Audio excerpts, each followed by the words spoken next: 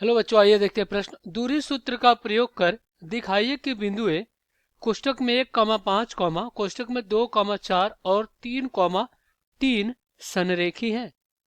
तो हमें क्या करना है, दूरी सूत्र का प्रयोग करके हमें यह बताना है कि ये तीन बिंदु दिए गए हैं, संरेखी हैं।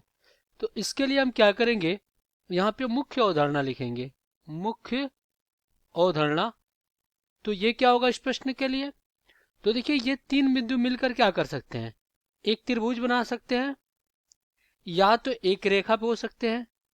तो यहाँ पे अगर हम इसका नाम दे दे ए बी सी, और यहाँ पे ए और ये बिंदु क्या है बी, ये बी बिंदु है और ये सी बिंदु है। तो यहाँ पे अगर ये बिंदु त्रिभुज बनाते हैं तो यहाँ पे कहेंगे कि A B plus B C बड़ा होगा किससे, ए सी से। यानी प्रत्येक दो भुजा इसके तीसरी भुजा से क्या होगा, बड़ा होगा। अगर ये संरेखी है तो इसका क्या कंडीशन होता है कि A B plus B C और बराबर होता है किसके, ए सी से। तो यहाँ पे संरेखी का बात कर रहा है, तो ये वाला चीज हम चेक करेंगे। तो सबसे पहले तो हम क्या करेंगे, दो बिंदुओं के बीच की दूरी क्या होता है इसके लिए सूत्र लिखेंगे। तो ये आपका क्या हो गया, बिंदु ए हो गया, या तो हम इसको बिंदु पी कह रहे हैं और इसको क्यू कह रहे हैं। तो इनके बीच की दूरी अगर हम क्या कर लें, डी मान लें, और इसका निर्देशांक x1 कॉमा y1 और इसका निर्देशांक x2 कॉमा y2।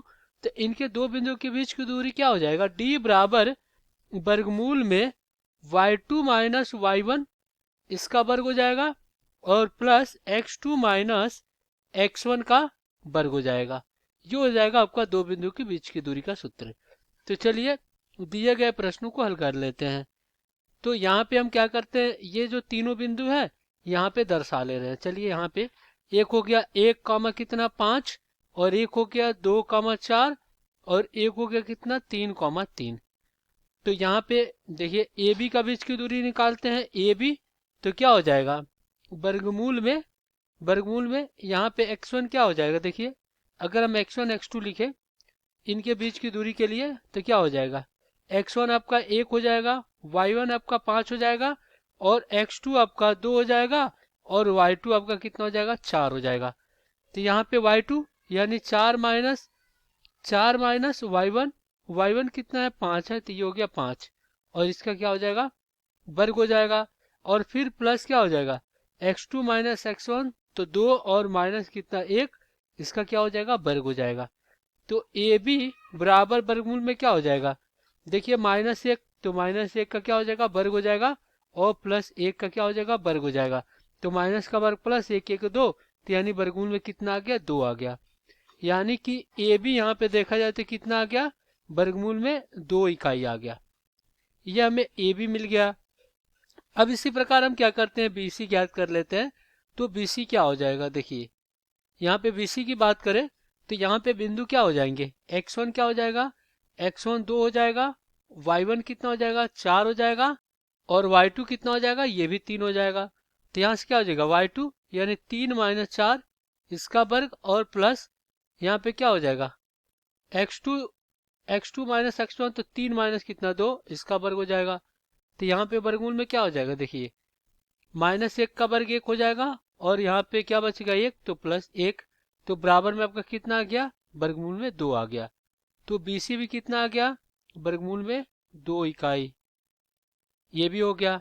अब हम क्या करते हैं, AC ज्ञात कर लेते हैं।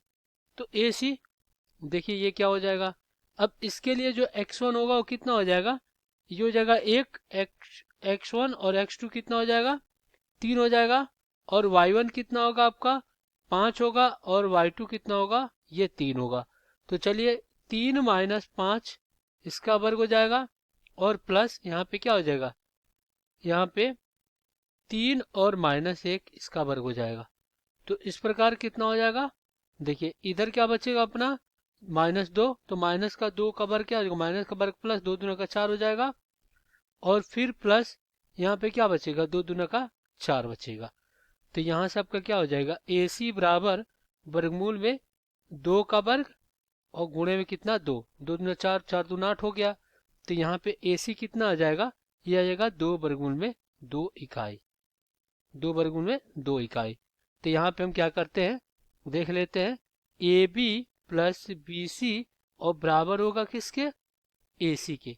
तो ये कितना आया था, वर्गमूल में 2 प्लस वर्गमूल में 2 और बराबर में ये कितना है आपका, 2 वर्गमूल में 2।